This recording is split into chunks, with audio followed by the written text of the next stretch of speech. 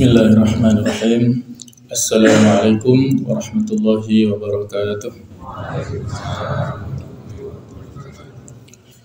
Alhamdulillahirabbil alamin wal 'aqibatu lil muttaqin wala 'udwana illa 'alal zalimin. Asyhadu an la ilaha illallah wahdahu la syarika lah wa asyhadu anna Muhammadan 'abduhu wa rasuluh la nabiyya ba'dah. Allahumma salli wa sallim ala habibina wa qudwatina wa maulana Muhammad wa ala alihi wa ashabihi ajma'in. Allahumma inna nas'aluka ilman nafi'a wa na'udzu bika min ilmin la yanfa'. Subhanaka la ilma lana illa ma 'allamtana innaka antal alimul hakim wa tub 'alaina innaka antat tawwabur rahim. Rabbi shrah li sadri wa yassir li amri wa hlul 'uqdatam min lisani yafqahu qawli, amma ba'd. Hadirin para jamaah, Bapak Ibu rahimakumullah. Marilah kita lanjutkan kajian dari kitab Al-Ahadits Al-Qudsiyah, yang mana pada kesempatan ini kita lanjutkan ya pada hadits yang ke-6, karena pada hadits yang kedua sampai yang kelima itu isinya hampir sama dengan yang kita bahas ya, tentang masalah zikir, keutamaannya dan juga majlis zikir. Dan pada hadits yang ke-6 ini adalah bercerita tentang kondisi yang kita alami pada hari kiamat nanti. Jadi diberi judul oleh penulis dalam hadis ini adalah hadis fi man yamutu wa huwa yashhadu an la ilaha illallah. Jadi hadis tentang orang yang meninggal dan dia bersaksi tidak ada ilah, tidak ada zat yang patut disembah dengan benar, diibadahi dengan benar kecuali Allah Subhanahu wa taala. Bunyi daripada hadis ini adalah diambil dari Al-Jami' karangan dari Imam At-Tirmidzi. Haddatsana Suwaid ibnu Nasr akhbarana Abdullah an Laits ibni Sa'd haddatsani Amir ibnu Yahya an Abi Abdurrahman Al-Mu'afiri thumma Al-Hubuli qala sami'tu Abdullah ibn Amr ibn al-As yaqul. Jadi sanad daripada hadis ini adalah Imam At-Tirmidzi menyampaikan telah menceritakan kepada kami, yaitu Suwaid ibn Nasr telah mengabarkan kepada kami Abdullah dari Laits bin Sa'ad telah menceritakan kepada kami Amir bin Yahya dari Abu Abdurrahman Al-Ma'arifi dan juga Al-Hubuli. Dia berkata, saya mendengar Abdullah bin Amr bin As berkata, qala Rasulullah sallallahu alaihi wasallam, telah bersabda Rasulullah sallallahu alaihi wasallam. Ini bunyi daripada haditsnya, matannya ya. Innallaha sayukhallisu rajulan min ummati ala ru'usil khalaiq yaumal qiyamah. Sesungguhnya Allah Subhanahu wa taala akan menyelamatkan seorang laki-laki, bukan hanya laki-laki tapi pokoknya seseorang. Biasanya walaupun disebut laki-laki tapi termasuk di dalamnya adalah setiap mukmin ya, ataupun mukminah, laki-laki ataupun perempuan. Jadi Allah taala akan menyelamatkan seseorang dari umat Nabi Muhammad SAW di hadapan manusia pada hari kiamat nanti. Fayanshuru alaihi tis'atan wa tis'ina sijillah. Jadi pada hari itu Allah Ta'ala membuka, membeberkan buku catatan besar di hadapannya. Buku catatan amal perbuatan yang dilakukan oleh seseorang tersebut sejumlah ini tis'atan wa tis'ina, yaitu 99 ya. Ini angka bukan menunjukkan batasan ya, tapi maksudnya adalah menunjukkan bahwa buku yang kita terima catatan itu sangat banyak. Itu semua dibeberkan, ditunjukkan kepada kita. Kullu sijilin mithlu madil basar. Jadi setiap catatan itu panjangnya sejauh mata memandang. Artinya sangat banyak, sangat besar. Dan ini kali berapa tadi? Tis'atan wa tis'ina ya. Jadi kali 99 ini. Satu kali sijil, satu kali atau satu catatan itu sejauh mata memandang. Ya sejauh ya, kalau kita berada di tanah lapang berarti sampai ufuk. Nah, seperti itu ya. Sampai 99 ini. Tsumma yaqulu, kemudian pada saat itu Allah berfirman kepada setiap manusia, atunkiru min hadza syai'an? Apakah kamu mengingkari sesuatu dari ini, dari catatan ini? Apa kamu mengkomplain, memprotes? Ada nggak yang kamu protes dari buku catatan ini? Adzalamaka katabati al-hafidhun? Apakah para penulisku, para malaikat yang menjaga amal manusia itu mendolimimu, melakukan catatan tetapi kamu tidak melakukannya? Atau kebalikannya ya, dia menuliskan sesuatu dosa padahal kamu tidak melakukannya, atau mungkin kamu melakukan perbuatan baik terus tidak dicatat olehnya. Apakah kamu merasa terdolimi dari catatan-catatan ini? Fayaqulu, maka setiap kita saat itu menjawab, la ya Rabb, tidak wahai Rabbku. Fayaqulu, maka kembali Allah Ta'ala bertanya, mengatakan maksudnya ya, afalaka udrun? Jadi apakah kamu mempunyai alasan, dalih bagi amal burukmu itu? Adakah alasan yang kamu sampaikan karena begini, karena begitu ya, yang pernah kamu lakukan di dunia berupa amal keburukan, mungkin karena pengaruh buruk dari teman, atau mungkin karena diajari oleh seseorang? Ada nggak alasan yang kamu sampaikan? Fayaqulu la ya Rabb, maka dia menjawab, tidak wahai Allah, wahai Rabbku, tidak ada ya. Tidak ada alasan yang bisa disampaikan oleh orang ini. Fayaqulu bala inna laka indana hasanah fa innahu la dzulma 'alaikal yaum. Allah berfirman, tidak demikian. Sesungguhnya kamu mempunyai kebaikan di sisi kami. Karena itu tidak ada kezaliman atasmu pada hari ini. Jadi Allah Ta'ala malah memberikan berita gembira di sini, bahwasanya seorang hamba ini memiliki hasanah, satu kebaikan yang mungkin dia tidak merasakannya.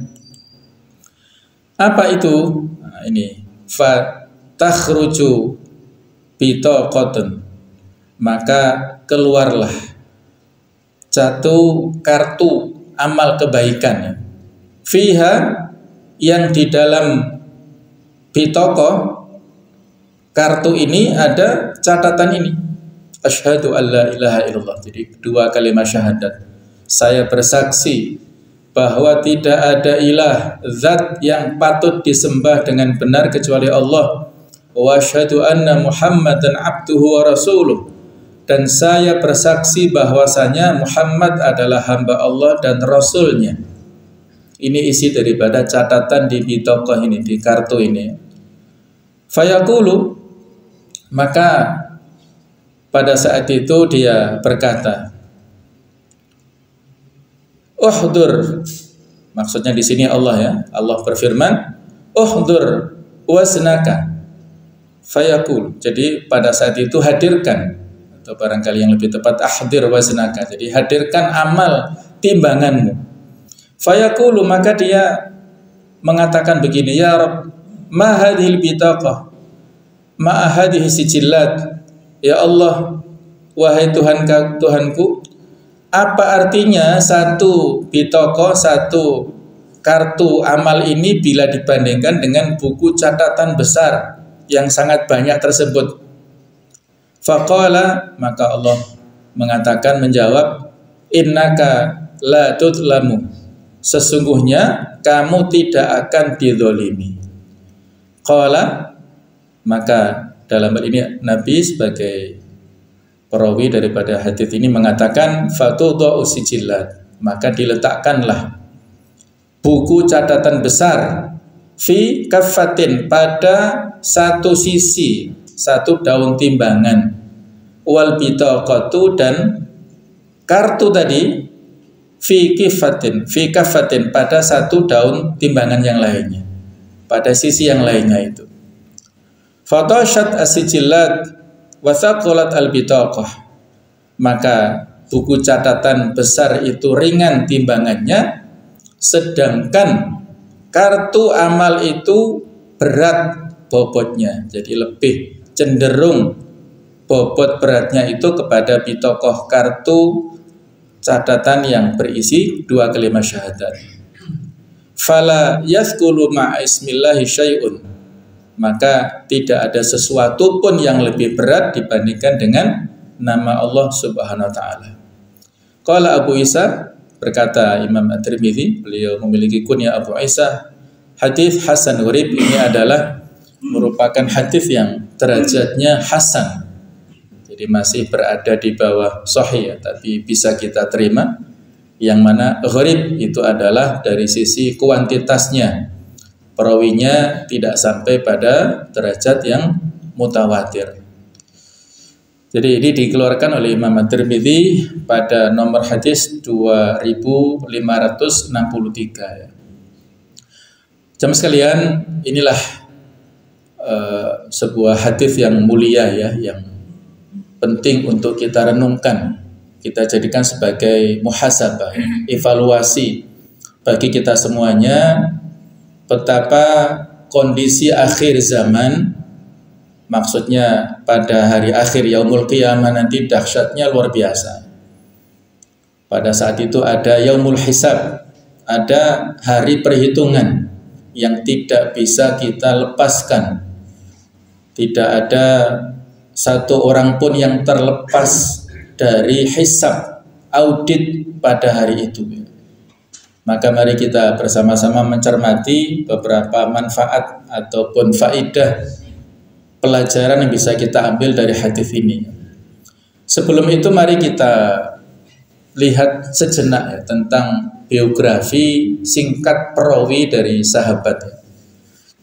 Jadi hadis ini diceritakan oleh seorang sahabi, seorang sahabat mulia. Beliau adalah Abdullah bin Amr bin As.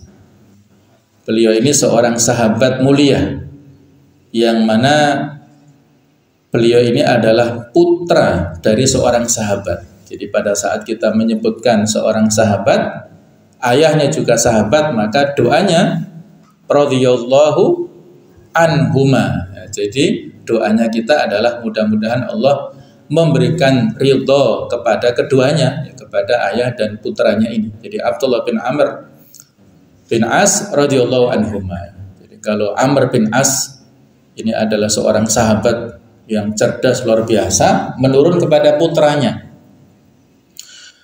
Jadi masuk Islamnya Abdullah bin Amr bin As ini lebih dahulu 1 tahun daripada ayahnya. Ini juga unik ya. Jadi Abdullah bin Amr ini masuk Islam pada tahun 7 Hijriah. Ya, sekitar pada perang Khaybar itu ya. Sementara ayahnya itu masuk Islam setahun sesudahnya, yaitu sebelum Fathu Makkah. Ada yang mengatakan setelah perjanjian Hudaybiyah. Jadi 2 orang sahabat ini adalah sahabat mulia. Uniknya, ini unik ya, bahwasanya usia selisih daripada masing-masing antara Abdullah bin Amr dengan ayahnya itu hanya 12 tahun. Bisa kita bayangkan ya, selisih bapak sama anak hanya 12 tahun saja. Ya berarti nikah muda ya. Amr bin As ini menikah muda. Terus cepat punya putranya. Jadi seperti kawan ya. Hanya selisih 12 tahun saja. Ini yang paling unik menurut saya ya. Dan Abdullah bin Amr ini mengikuti jejak orang tuanya ya. Amr bin As ini salah satu kiprahnya adalah menaklukkan Mesir. Nah, jadi beliau Amr bin As itu adalah gubernur Mesir pertama ya. Pada zaman Khalifah Umar itu beliau menaklukkan, selama di sana menjabat gubernur 4 tahunan dan dilanjutkan oleh putranya tapi tidak lama. Hanya coba nih ya, hanya beberapa hari saja nih. Januari sampai Februari saja. Jadi hanya beberapa hari saja. Karena sudah kepemimpinan kekhalifahan berganti kepada Muawiyah, dari Umar ke Muawiyah, maksudnya dari kepemimpinan ya Ali ya, kemudian ke Muawiyah, terus habis itu dilanjutkan diganti ya oleh saudaranya Muawiyah ini, yaitu Utbah bin Abi Sufyan. Nah, juga salah satu prestasi daripada Abdullah bin Amr ini, beliau adalah seorang penulis As-Sahifah As-Shadiqah. Ini buku catatan yang penting daripada Abdullah bin Amr, merupakan berisi tentang dokumen kompilasi hadis pertama yang diketahui yang mencatat sekitar 1000 riwayat daripada hadis Nabi. Jadi beliau satu-satunya sahabat yang diizinkan oleh Rasulullah SAW untuk mencatat hadis.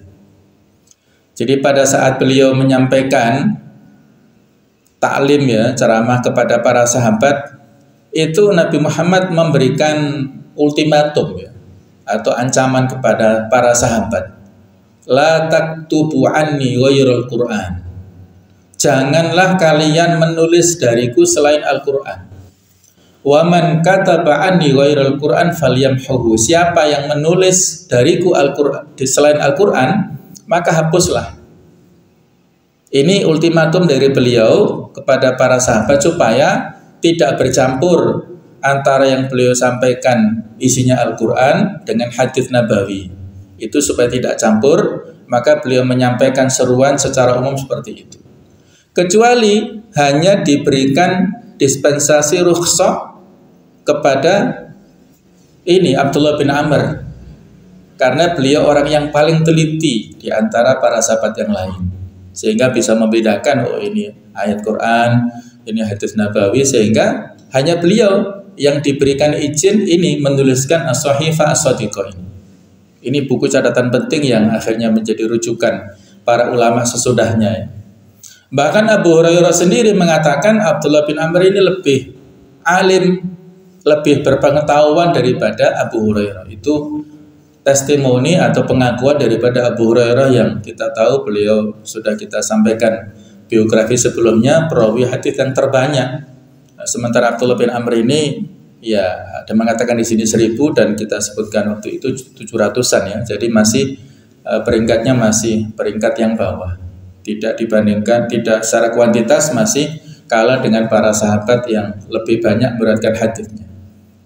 Jadi inilah kurang lebih biografi singkat daripada Abdullah bin Amr bin As yang menunjukkan kualitas keilmuan beliau dan juga bagaimana kemuliaannya di antara para sahabat yang lain.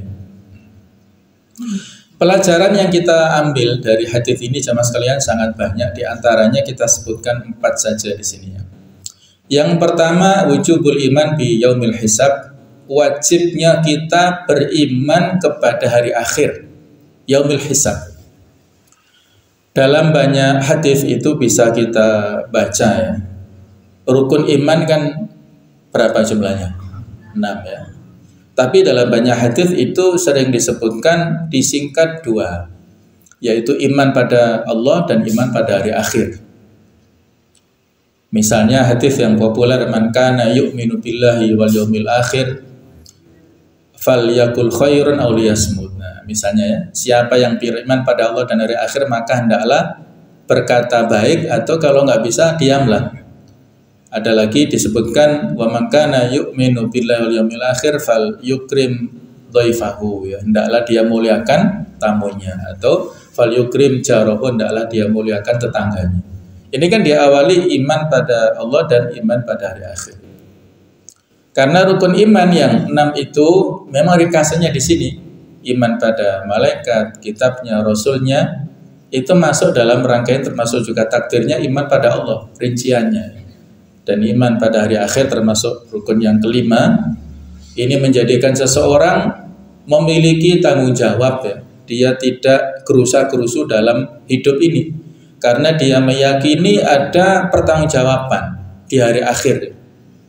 Ya ibarat pejabat itu pasti nanti ada LPJ-nya yang harus disampaikan pertanggungjawabannya ya, sehingga dia harus bertanggung jawab atas seluruh amal yang dia lakukan. Nah, itulah merupakan iman yang utama yang harus kita yakini ya, keimanan kepada hari akhir, kepada yaumul hisab ini. Kemudian yang kedua pelajarannya adalah Allah Maha Adil, tidak pernah mendolimi siapapun. Allah adalah zat yang sangat adil, tidak ada kezaliman yang dilakukan kepada seorang hamba pun. Yang ketiga adalah bahwasanya manusia itu tidak memiliki alasan di hadapan Allah. Tadi bahkan diberikan semacam peluang tadi ya. Apakah kamu beralasan? Alaka udhurun, kamu apa alasan yang kamu sampaikan? Tidak ada. Tidak bisa kita beralasan di hadapan Allah nanti.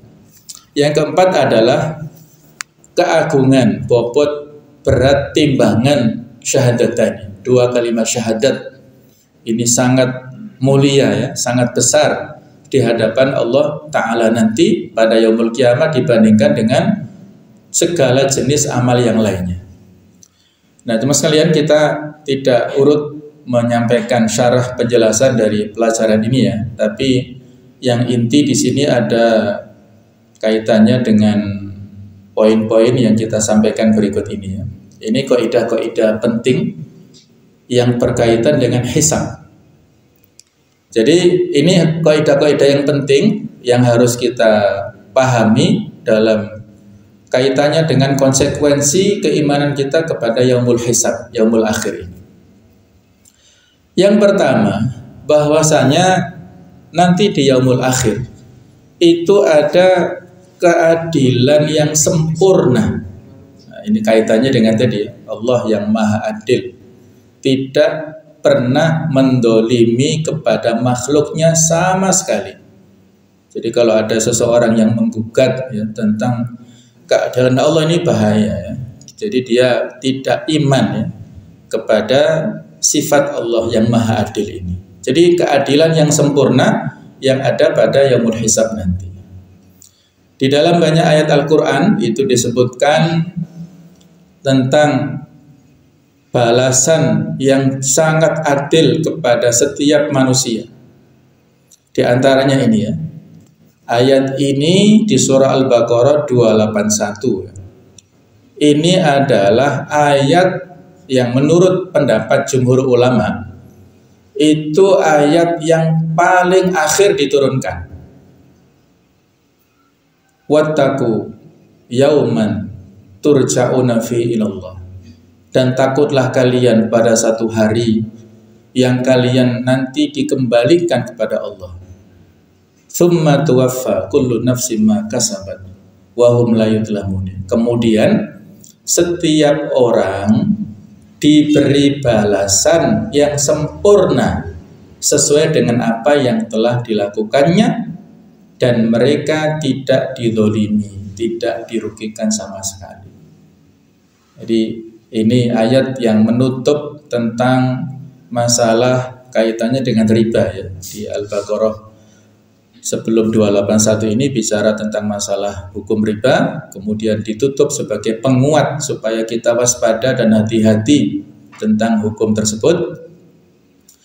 Jadi potongan daripada ayat ini adalah kemudian setiap jiwa, setiap orang ya, kullu nafsin, setiap jiwa, setiap manusia, laki-laki, perempuan, besar kecil, muslim, kafir, semuanya. Nafsin di sini isim nakirah. Jadi jiwa manapun, manusia manapun, maka sahabat apa yang dia usahakan oleh jiwa ini, itu semuanya dibalas oleh Allah Ta'ala dan mereka tidak terdolimi sama sekali. Oleh karena itulah jamaah sekalian, kita diingatkan ya, dalam banyak hadis untuk tidak meremehkan amal sekecil apapun. Jangan sampai kita meremehkan. Ini salah satu contohnya ini. Dalam hadis dikatakan ittaqun nar walau bisyikki tamrah walau bikalimat thayyibah. Waspadalah kalian, takutlah kepada neraka walaupun hanya dengan separuh kurma, walaupun dengan kalimah yang baik, kata-kata yang baik.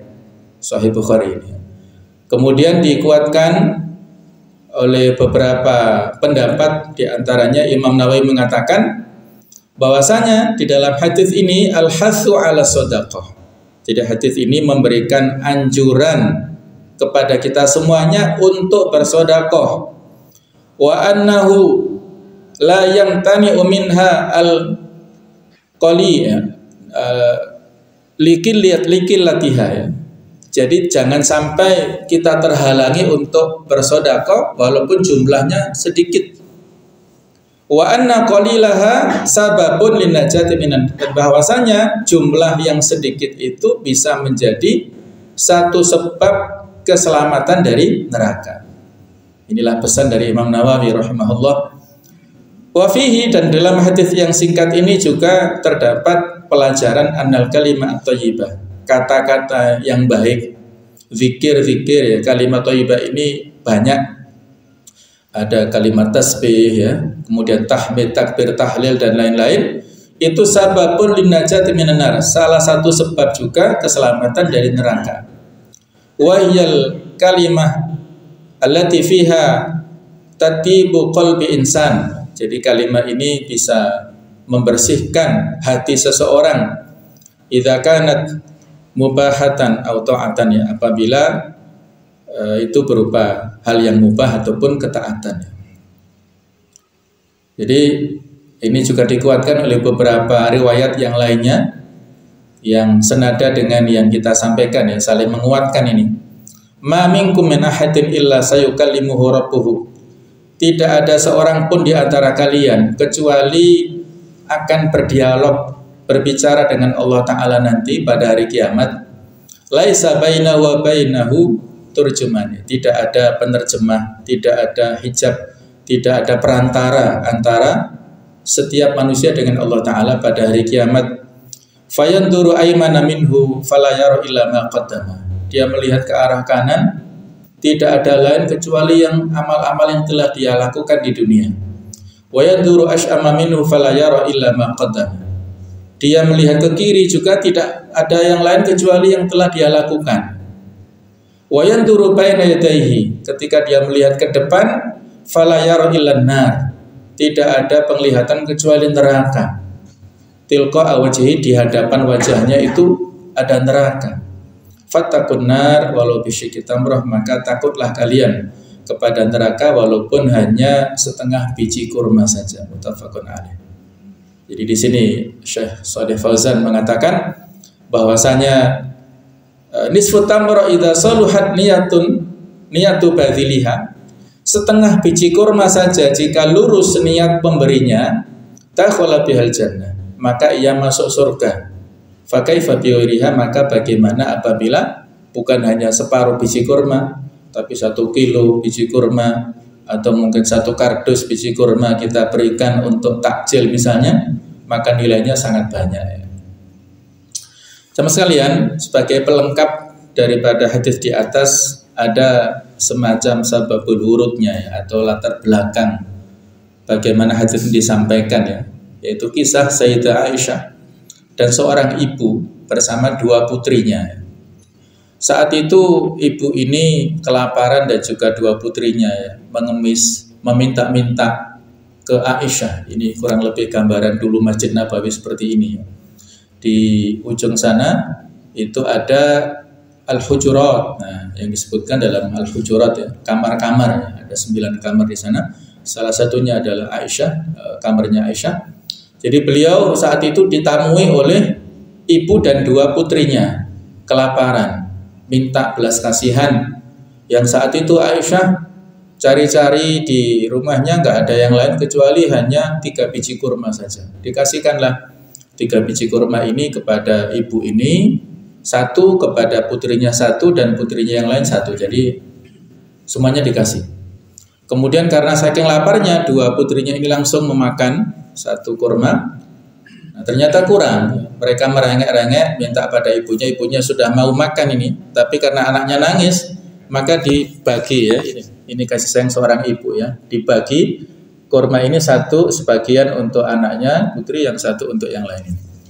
Maka saat itulah Allah Ta'ala memberikan pujian ya, kepada seorang ibu ini yang diabadikan dalam hadis nabawi ini ya. Innallaha qad aujaba laha bihal jannah au a'taqaha biha minan nar. Sesungguhnya Allah telah mewajibkan dia, mengharuskan dia masuk ke surga ataupun dia dibebaskan dari api neraka. Disebabkan oleh ini. Wa ma yujibuki min dzalik. Kenapa kamu heran dengan itu hai Aisyah? Laqad rahimahallahu bi rahmatiha. Allah merahmatinya karena rahmat yang diberikan oleh ibu ini kepada sobiyaiha, kepada dua putrinya itu. Disebabkan kasih sayang ibu ini kepada dua putrinya, maka Allah memberikan kasih sayang kepada ibu ini dan memasukkannya ke surganya. Luar biasa ya, ini motivasi bagi semuanya. Bukan hanya konteks ibu saja ya, kepada bapak juga sama sebenarnya ya. Siapapun kita yang memberikan belanja kepada keluarga, kepada istri, kepada anak-anak, maka itu adalah sedekah yang paling mulia, yang sangat besar pahalanya. Sehingga apapun infak belanja yang kita berikan kepada keluarga untuk masak, untuk makan, untuk biaya SPP, biaya pendidikan, itu tidak ternilai harganya, sangat mulia di hadapan Allah Ta'ala dan menjadikan sebab seseorang itu dimasukkan ke surganya nanti. Jadi ini kurang lebih tentang poin yang pertama ya. Jadi keadilan yang sempurna. Yang kedua, yaumul hisab nanti tidak ada yang menanggung dosa orang lain. Masing-masing jiwa itu menanggung apa yang telah dilakukannya. Sebagaimana di surat Al-Isra ayat 15 ini. Man ihtada fa innama yahtadi li nafsihi. Barang siapa yang berbuat sesuai dengan petunjuk Allah, maka sesungguhnya itu untuk keselamatan dirinya sendiri. Wa man dhalla fa innama yadhillu 'alaiha. Dan barang siapa tersesat, maka sesungguhnya kerugian itu bagi dirinya sendiri. Nah, kemudian relevansinya di sini. Wala taziru waziratun wizra ukhra. Dan seorang yang berdosa tidak dapat memikul ya, tidak bisa menanggung dosa orang lain. Wa ma kunna mu'adzibina hatta nab'atsa rasula. Kami tidak akan menyiksa sebelum kami mengutus seorang rasul. Jadi potongan akhir dari ayat ini menjadi dalil bahwasanya sampainya risalah kepada kita, kepada seseorang itu adalah salah satu sebab taklif, sebab pembebanan syariat. Artinya kalau misalnya sekarang misalnya di pelosok Papua itu ada satu komunitas suku yang belum pernah sama sekali mendengarkan risalah Islam, tidak ada dai yang datang ke sana, tidak ada akses internet, sehingga sama sekali dia tidak beriman, tidak tahu tentang Islam, maka mereka itu ghairu mukallafin, orang-orang tidak mukallaf. Ini dalilnya ya. Jadi mereka ini tidak terkena beban syariat. Itu salah satu dalilnya. Terus bagaimana nanti di akhirat? Para ulama beda pendapat.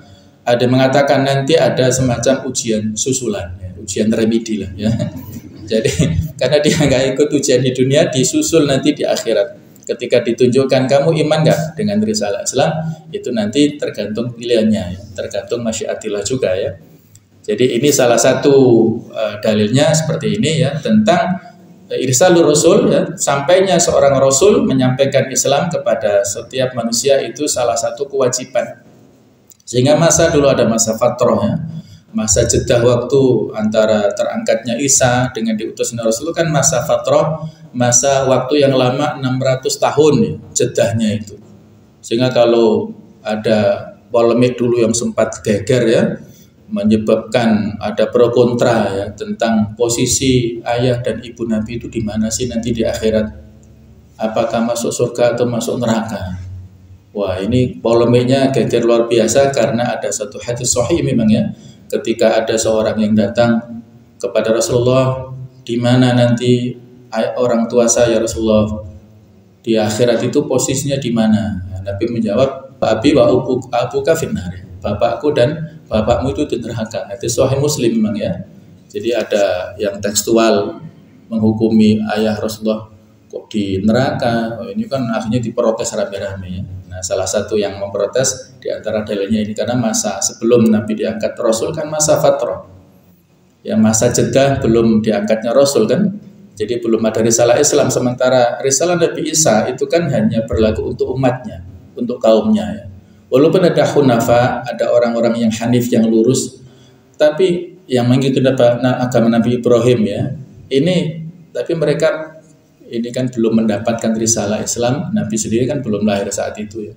Jadi ini di luar konteks ini ya. Jadi kita mengambil konteksnya di sini, wala taziru waziratun wizra ukhra. Seseorang tidak menanggung dosa daripada orang lainnya. Yang ketiga adalah kaidahnya para hamba diperintahkan untuk melihat catatan amalnya masing-masing. Jadi ayatnya di antaranya surat Al-Isra ayat 13 ini masih berdekatan, tadi kan 15 sekarang 13 ya. Wa kullu insanin alzamnahu ta'irahu fi 'unuqi wa nukhriju lahu yaumal qiyamati kitaban yalqahu mansyura iqra kitabak kafa bi nafsikal yawma 'alaika hasiba.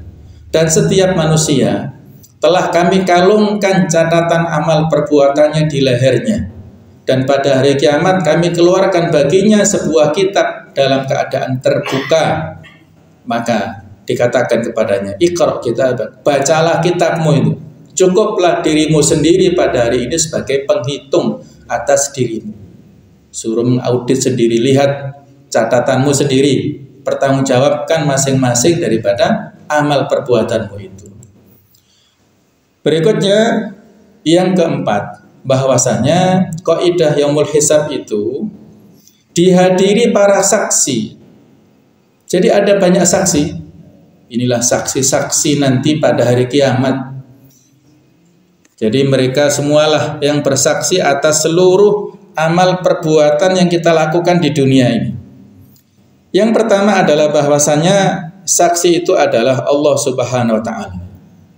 Banyak ayatnya yang bisa kita baca dalam Al-Qur'an, di antaranya An-Nur ayat 33, Innallaha kana ala kulli syai'in syahida. Sesungguhnya Allah menyaksikan atas segala sesuatu. Allah saksi utama, menyaksikan seluruh perbuatan kita di dunia. Yang kedua adalah Rasul. Di antaranya adalah surat An-Nisa 41, fa kaifa idza ji'na min kulli ummatin bi syahidin wa ji'na bika 'ala haula'i syahida. Dan bagaimanakah keadaan orang kafir nanti jika kami mendatangkan seorang saksi Rasul dari setiap umat dan kami mendatangkan kaum Muhammad sebagai saksi atas mereka. Jadi walaupun Rasul sekarang ya sudah meninggal, tetapi atas izin Allah Rasul bisa menjadi saksi. Jadi setiap nabi dan umatnya itu nanti dikonfrontasi pada yaumul hisab ya. Di pengadilan Allah itu setiap nabi dikonfrontasi, maksudnya pertemukan ya kesaksian masing-masing. Allah bertanya kepada setiap nabi, apakah kamu menyampaikan risalah kepada umatmu? Nabi mengatakan, sudah ya Allah. Kemudian ditanyakan kepada umatnya, betul enggak nabimu ini telah menyampaikan dakwah kepada kalian? Umatnya mengelak, belum ya Allah, kami belum mendapatkan risalah dakwah dari para nabi. Itu pengingkaran daripada umatnya.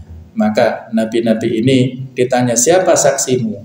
Nah, maka diantaranya mengatakan Muhammad wa ummatuhu, Nabi Muhammad dan pengikutnya. Itulah sebagai saksi atas apa yang telah aku sampaikan, dan itu diterima Allah Ta'ala ya. Jadi itulah akhirnya Allah Ta'ala mengatakan di surat Al-Baqarah 143, wa kadzalika ja'alnakum ummatan wasata, seperti itulah kami jadikan kalian umat yang pertengahan, litakunu syuhada 'alan nas, supaya kalian menjadi saksi atas perbuatan manusia. Wa yakuna rasulun 'alaikum syahida, dan Nabi Muhammad menjadi saksi atas perbuatan kalian. Jadi walaupun kita umat akhir zaman ya, tapi kita menjadi saksi atas dakwah para nabi sebelum Nabi Muhammad diutus. Kemudian yang keempat yang menjadi saksi adalah para malaikat. Ini disebutkan surat Hud ayat 18, yaitu wa yaqulul asyhadu haula'i alladziina kadzabu 'ala rabbihim ala la'natullah 'ala dzalimin. Dan para saksi akan berkata, orang-orang inilah yang telah berbohong terhadap Tuhan mereka. Ingatlah laknat Allah ditimpakan kepada orang-orang yang zalim. Yang kelima adalah bumi. Yauma idzin tuhadditsu akhbaraha.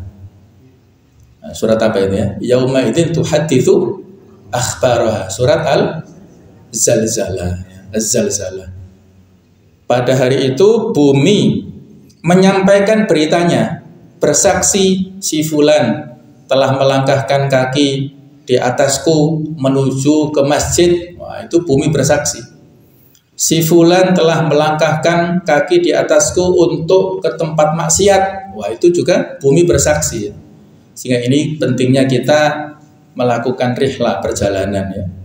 Jadi kita kalau mampu ya silahkan kita berziarah, berrihlah dari satu masjid ke masjid yang lain untuk memperbanyak tempat sujud. Nah, kalau panjenengan ada kesempatan sambil menghadiri majelis taklim di mana, silahkan. Karena bumi yang kita jadikan sebagai tempat sujud, masjid-masjid itu semuanya bersaksi nanti. Oh, si fulan bersaksi, si fulan bersaksi. Hajar Aswad yang pernah kita cium itu juga bersaksi nanti. Oh, si fulan ini dulu pernah mencium Hajar Aswad, itu juga bersaksi. Jadi bumi ini akan bersaksi di hadapan Allah atas perbuatan yang kita lakukan. Nah, kemudian tangan, kaki, dan bahkan kulit kita ini bersaksi ya. Di ayat yang sering kita baca di surat Yasin 65 ya. Al-yawma nakhtimu ala afwahihim. Pada hari ini kami tutup mulut mereka. Wa tukallimuna aydihim. Tangan mereka akan berkata kepada kami. Wa tashhadu arjuluhum. Dan kaki mereka akan memberi kesaksian terhadap apa? Bima kanu yaksibun, terhadap apa yang dahulu mereka kerjakan. Ayat ini jamaah sekalian menjadi inspirasi Taufik Ismail saat itu memberikan narasi lirik kepada Chrisye. Ya, barangkali panjenengan tahu kisahnya ya. Chrisye pernah request kepada Taufik Ismail untuk membuatkan lirik lagu religi. Nah, maka Taufik Ismail menyanggupi 1 bulan ya. Ternyata 1 pekan tidak ada inspirasi ya. Buntu pikirannya. 2 pekan lewat, 3 pekan, sampai 4 pekan cupet ya, buntu. Dia telepon ke Chrisye, macet Chrisye, tidak ada inspirasi. Akhirnya malam itu Taufik Ismail sholat dan baca Quran. Nah, bacanya ini surat Yasin ayat 65 ini ya. Terinspirasi dari sini, kemudian beliau menyusun liriknya ketika disodorkan ke Chrisye. Saat Chrisye berada di studio rekaman itu menangis, nggak mampu melantunkan lirik daripada lagu ini. Bolak-balik tidak mampu, menangis sampai istrinya bingung ya. Terus istrinya sholat mendoakan. Chrisye kan mu'alaf ya. Jadi istrinya mendoakan dan telepon kepada si Taufik Ismail, apa ini? Oh, ini inspirasi dari surat Yasin. Jadi nggak main-main. Akhirnya dengan susah payah Chrisye bisa melantunkan lagu ini, dan 1 kali saja. Setelah itu nggak sanggup lagi melantunkan ulang, nggak sanggup karena kedahsyatan daripada ini, lirik daripada lagu ini. Kalau panjenengan bisa nanti di YouTube cari judulnya Ketika Tangan dan Kaki Bicara ya. Masih ingat ya lagunya ya? Akan datang hari, nah itulah, dan seterusnya ya. Saya nggak hafal ya. Nanti panjenengan bisa.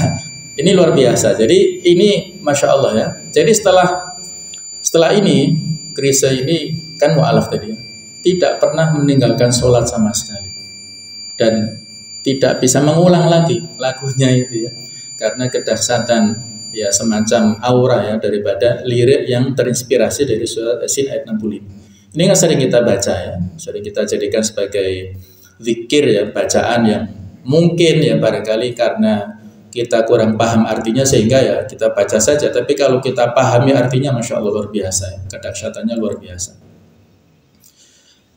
Nah, kemudian yang berapa ini? Kelima ya, kaidah berkaitan hisab adalah perhitungan pahala dan dosa. Jadi di antara ayatnya ini ya, nanti model skema hisabnya seperti ini di antaranya. Man ja'a bil hasanah falau asyru amsaliyah. Siapa yang berbuat kebaikan satu saja, maka dia mendapatkan balasan 10 kali lipat daripada amalnya. Wa man ja'a bis sayyi'ah, siapa yang melakukan satu perbuatan kejahatan, fala yujza illa mithlaha, maka tidaklah dibalas ya, kecuali seimbang dengan kejahatannya. Satu kejahatan yang satu saja.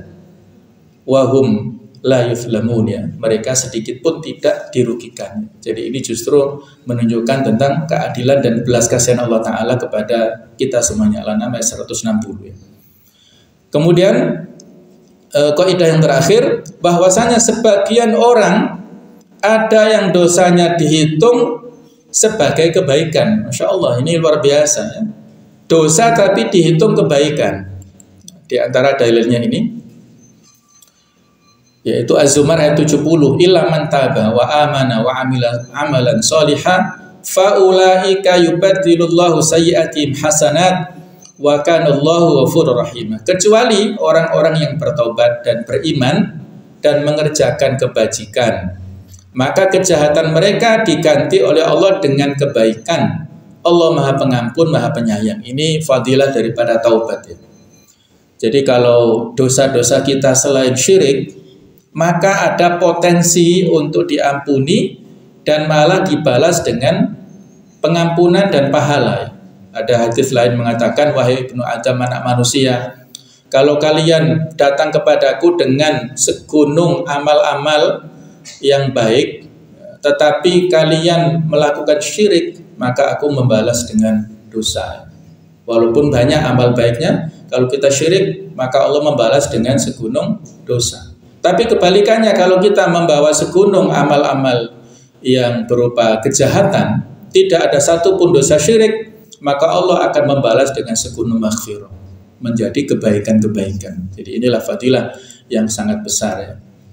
Dalam hadis dikatakan bahwasanya Allah Ta'ala ketika menyidang menghisab seseorang, maka Allah berkata kepada para malaikat ini, i'ridu alaihi sighara dhunubi warfa'u anhu kibaraha fatu'radu alaihi sigharu dhunubihi fayuqalu amilta yawma kadza wa kadza wa kadza wa amilta yawma kadza wa kadza kadza wa kadza fayaqulu na'am la yastati'u an yunkira wa huwa mushfiqun min kibari dhunubihi an tu'radu alaihi fayuqalu lahu fa inna laka makana kulli sayyi'atin hasanah fayaqulu rabb qad amiltu asya'a la araha hahuna. Jadi tampakkanlah kepadanya dosa-dosanya yang kecil dan hapuskan dosa-dosanya yang besar. Lalu ditampakkanlah dosa-dosanya yang kecil. Lalu dikatakan kepadanya, kamu telah melakukan demikian, demikian, dan demikian, dan kamu telah melakukan yang demikian pada satu hari. Lalu dia menjawab, ya. Dia tidak bisa mengingkari dan dia meminta belas kasihan dari dosa-dosa besarnya yang diungkapkan atasnya. Lalu dikatakan kepadanya, sesungguhnya kamu mendapatkan tempat di mana kejelekan menjadi kebaikan ini. Lalu dia berkata, wahai Rabbku, sungguh aku telah melakukan sesuatu dosa yang mana aku tidak melihatnya dalam catatan amal di sini. Jadi tertutup dan diampuni oleh Allah Ta'ala, hadis riwayat Muslim. Inilah sehingga kita pada saat Lailatul Qadar itu dianjurkan untuk membaca salah satu doanya, Allahumma innaka afuwun tuhibbul afwa fa'fu anni. Jadi kita minta maaf kepada Allah ya. Kata para ulama, afun itu lebih tinggi daripada maghfirah.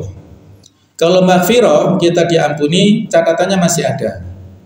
Tapi kalau afun kita dimaafkan dan catatannya hilang. Nah, inilah yang kita harapkan di sini ya. Catatannya sudah nggak ada. Nah, kemudian fadilah yang lainnya adalah didapat dari siapa? Dari seseorang yang menutup aib orang lain.